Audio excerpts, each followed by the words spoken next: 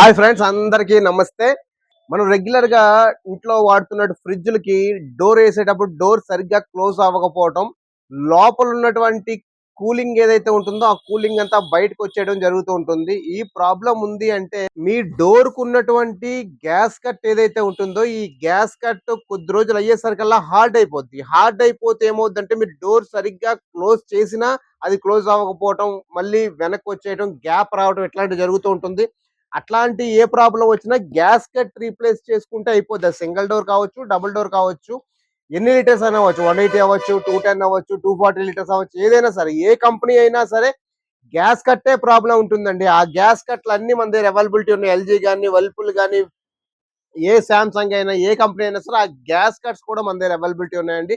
ఎవరికైనా ఈ ప్రాబ్లమ్ ఉన్నట్టయితే కేవీఎన్ electronics main road Seethampeta near గురుద్వార దగ్గర మన స్టోర్ దగ్గరికి వచ్చినట్టయితే అన్ని గ్యాస్ కట్స్ అవైలబిలిటీ ఉంటుంది.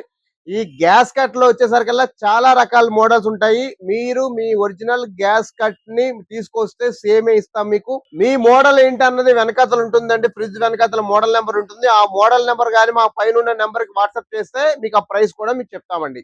ఏ to Z home appliance spare service ఏది కావాలనుకున్న KVN electronics main road Seethampeta near Gurudwara. Please visit our store. Thank you very much.